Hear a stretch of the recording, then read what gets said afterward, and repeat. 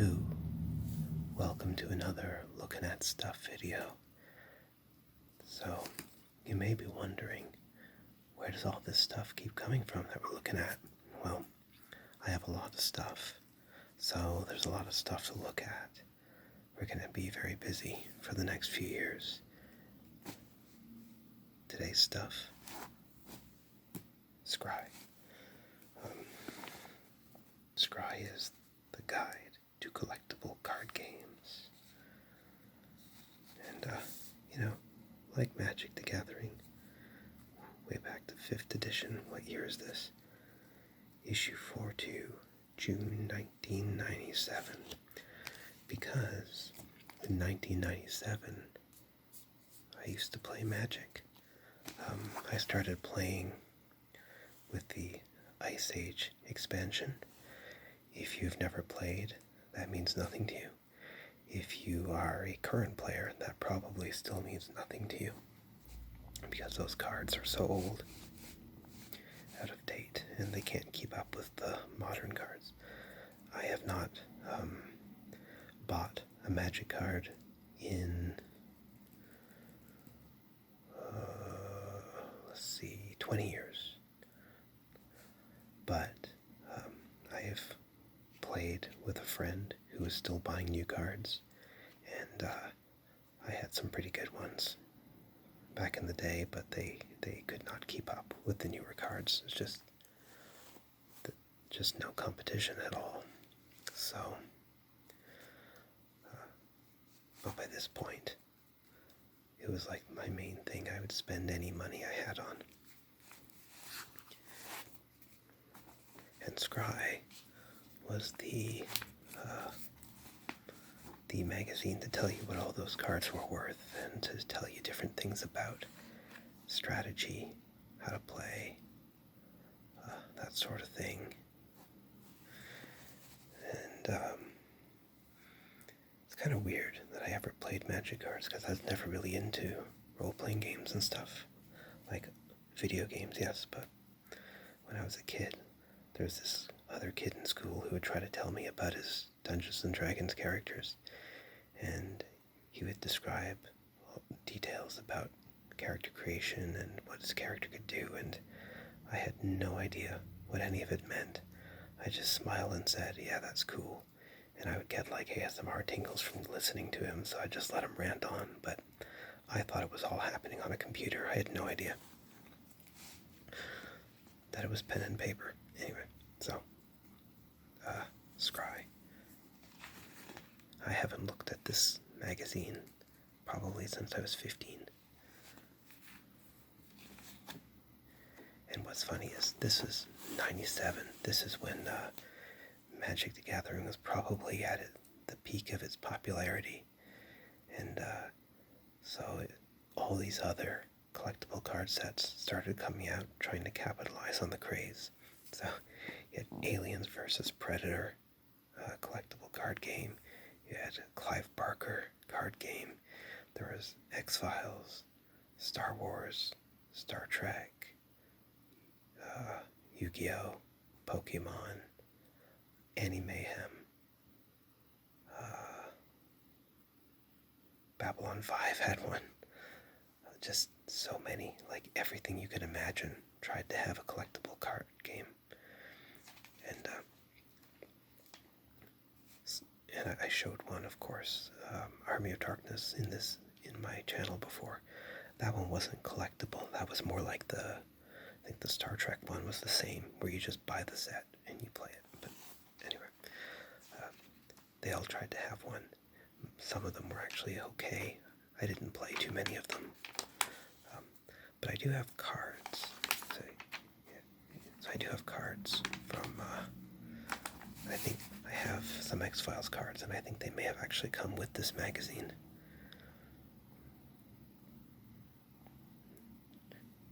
So here's some samples of X-Files collectible cards.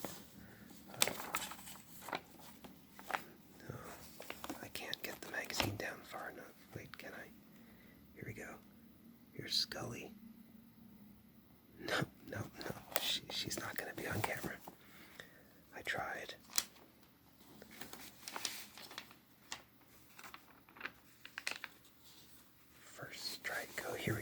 some examples of X-Files cards. Smoke and mirrors. Apply a -1 modifier to any one opponent. Skill check.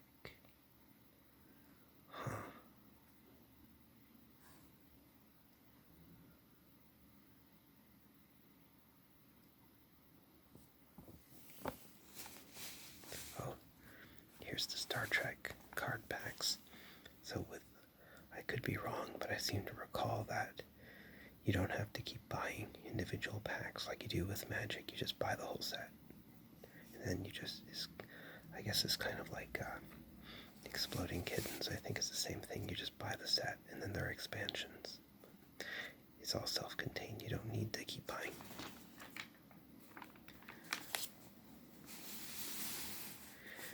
Now this is the section that always used to crack me up.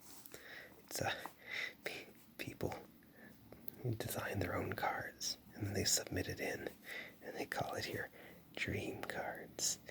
And some of them, these look pretty professional. These look just like the actual X-Files cards we saw. This one, but then you also have this and this, and these are probably submitted by children. But Cerberus. When Cerberus is in play, no creatures can be removed from all graveyards. Sacrifice Cerberus to return all creatures from all graveyards into play. And Great Wall. Summon Wall. I don't know what these other things are. And then just some random artwork. These, most of these are probably from children.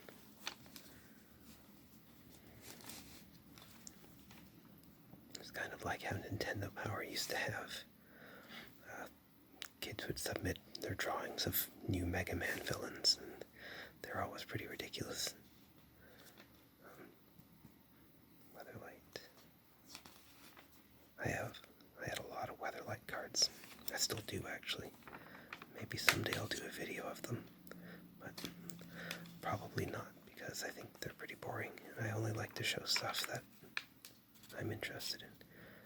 Oh yes, Legend of the Five Rings, that was another one. I have like 3 or 4 of these cards, and I have no idea where. I think these promotional cards would come with issues of Scrye, so I have like a little bit, just like 2 or 3 of all these random collectible card games, but not enough to actually play a game. You have more X-Files cards. Clyde Bruckman. I don't see it there, I just happen to know that character's name because it was a really good episode.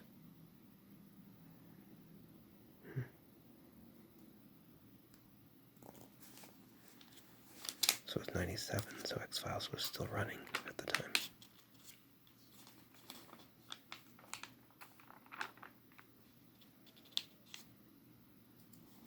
Hey, Bill Paxton.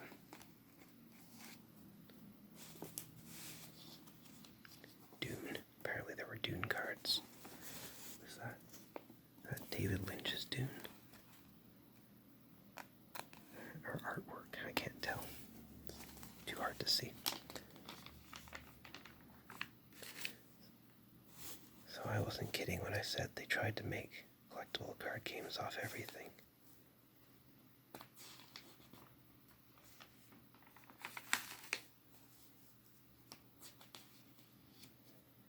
With Magic cards, sometimes the artwork was really nice, and sometimes you wonder, why? Tournaments.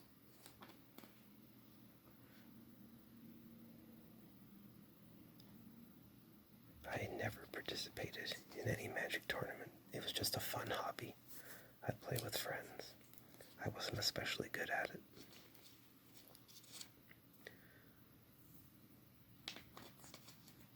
Deep Space Nine.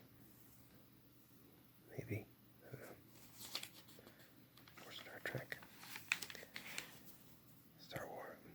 X-Files again. I guess this is Star Wars. Star Wars, hey. Where's Gandalf? Just kidding, just kidding.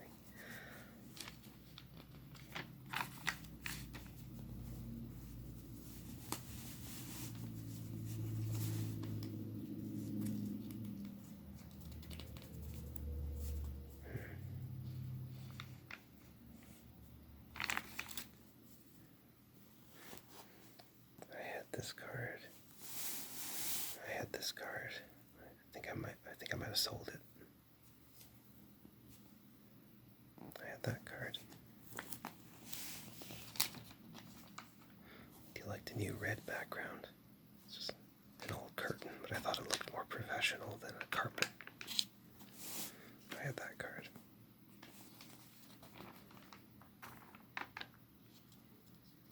I'm going to stop saying which cards I had, because look at all these things.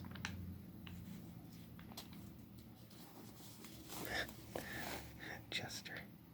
A smug face.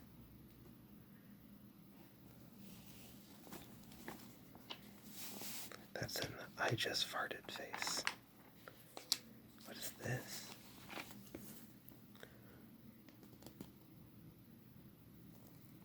Star Wars again? Crimson. Oh, that's Legend of the Five Rings again.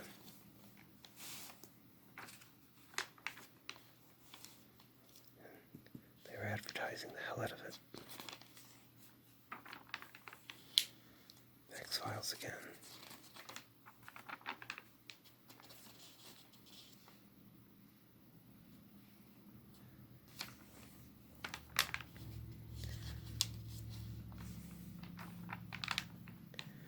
I never really looked at this magazine too closely. I think I used to skip ahead to the price lists and whatever. And I think a few sections, like there's usually a section, I think it was in this magazine, where they would have like a magic puzzle where it would be very difficult. You'd have a very limited hand, and you'd have to explain how you could win the round using just the cards that were available on the board. And there was always a way to do it, but it took a lot of strategy. But I think Wizards of the Coast might have had their own magazine, and it was in there. I don't know. We'll find out. Oh boy. Marvel Overpower, the collectible card game. Everybody had a collectible card game in '97. This one looks very simple.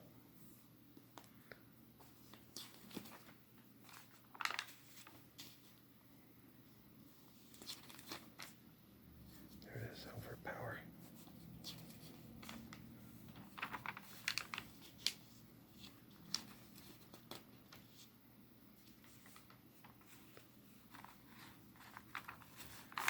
I think my favorite was the Jerry Springer collectible card game. Just kidding, there was no such thing. Dice Master.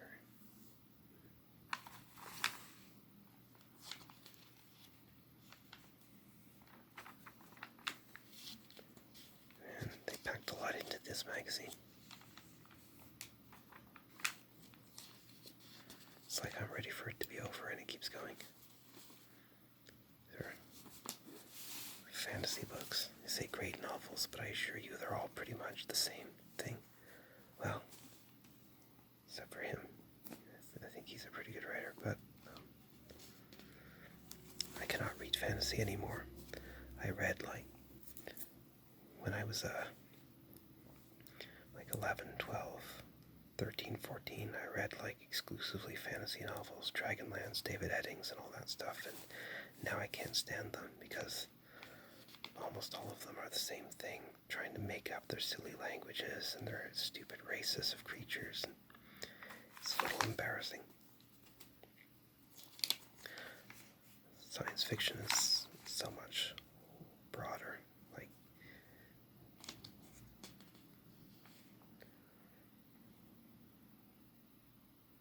if you think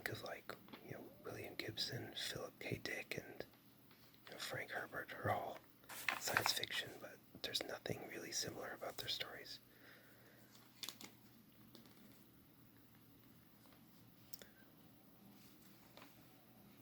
Dino Hunt. What the hell is that? A look at non-collectible card-based games. Oh my gosh. 80 dinosaur cards. 29 special cards, 4 plastic dinosaurs, and 2 booster packs. But it's not collectible. Why do you need boosters? I mean, booster packs, 5 cards, 99 cents. 1 to 4 players, takes 30 minutes.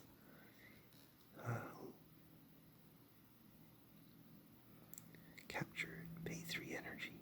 Missed, pay 1 energy. So I guess you have to roll a dice. Sorry, roll a die. And based on the number you get, different things happen. And it has energy and a score. Huh. That shit looks pretty fun. What is this one? Lord of the Rings Tarot Deck and Card Game. Mythos Standard Card Game. Is that like Lovecraft? Whenever you say mythos, that's what people think of. Huh. So yeah, so many card games showed up at this point in history. I don't know whatever happened to them. Do you think there are still X-Files card game tournaments happening somewhere in the world? I like to think so. So, what's funny is the Black Lotus is well known to be the most expensive Magic card. At this point, it was $400, and we used to think about how ridiculously expensive that was, and I found one on eBay for $300, and I thought there's no way I'd pay that. And fast forward to today, if I had spent that $300 then, that card is worth like $20,000 now. Gotta think in terms of investment, but I don't. I'm not a money guy.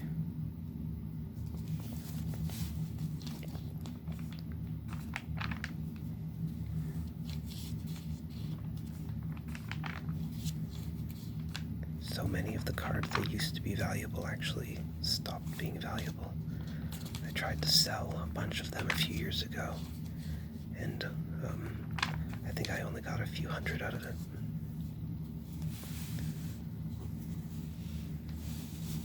Iguana's Comic Book Cafe.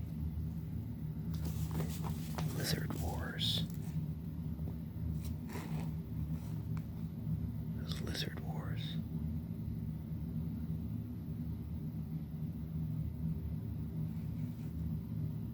Iguanathon Memorial Day Sale. Man, I just want to know about Lizard Wars.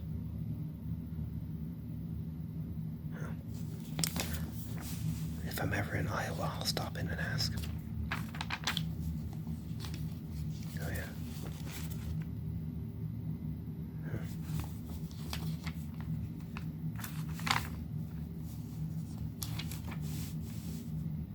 Shinjuku store. Wow, they have ads for stores in Tokyo in here. I guess either Scrye is published there, or they expect their customers to spend a lot of time in Japan looking for their waifu. I know I shouldn't be bashing nerds. I mean, I still have this.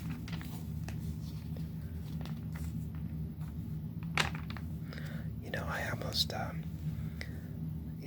like many people who grew up playing games like this, I had a fascination with Japan, and I almost got a job teaching English there, right out of undergrad, and it would have been with there were like 3 big English second language schools there. One of them started with an N. I forget what it's called, and I backed out at the last minute because I felt I wasn't right for it. And I found out that like a month after that class went to Japan, the company went bankrupt. So if I had gone, I would have been stranded in Japan with no funds. What would Troll and Toad have said about that, right?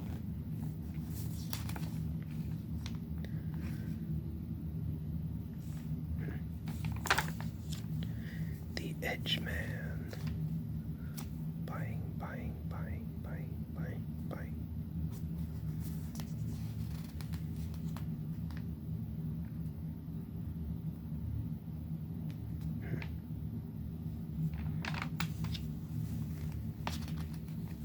Paul and Judy's coins and cards.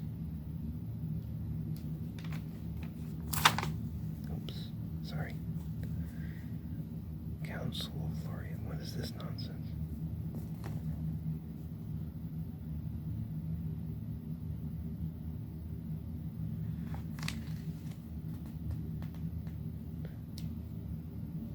Middle-earth collectible card game. I don't want to collect these people. Weird. More comic book store ads or video game store ads. In my hometown, a friend of mine. So the way I found magic cards was a friend, uncles who came from the city, brought a pack back for him. And I just played with him for a bit, and I was like really envious. I'm like, man, why couldn't I have gotten a pack? And I looked for them all over town. I couldn't find them, and finally, there's this place on Main Street that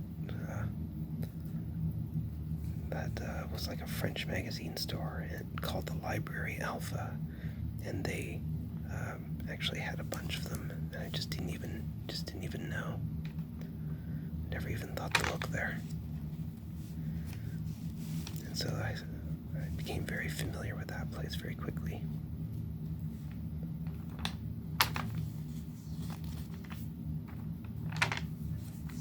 These are loud pages. Hopefully it's not too distressing. Here, call this number. Let them know you're a hero.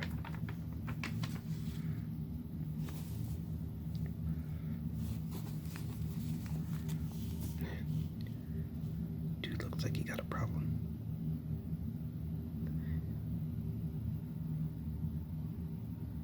Wonder whatever happened to all these people, you know?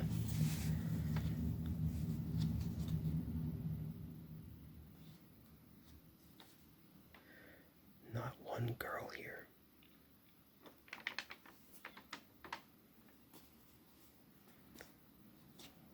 Things have changed. I think more women and girls are getting interested in this kind of thing, but back in the 90s it was pretty rare.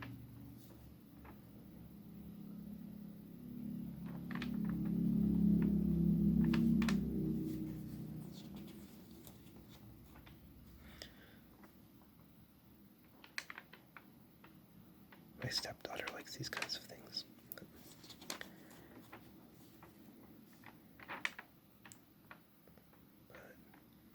She's in her own apartment now.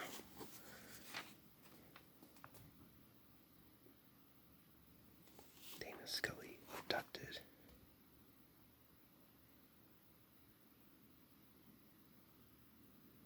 I remember that episode.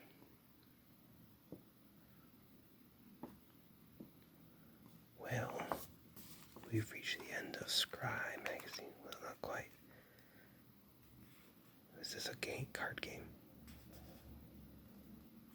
The card game. Yes, we found one last card game.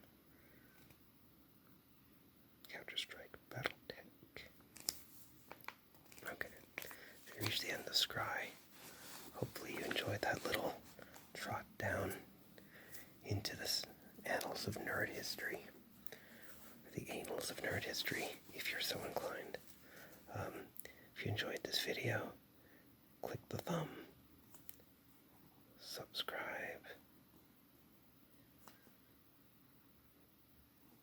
tell me stuff, if you have stuff to say, and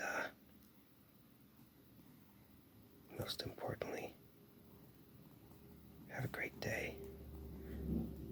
I really enjoy making these videos for you all, and I hope you enjoy watching them. So, thank you.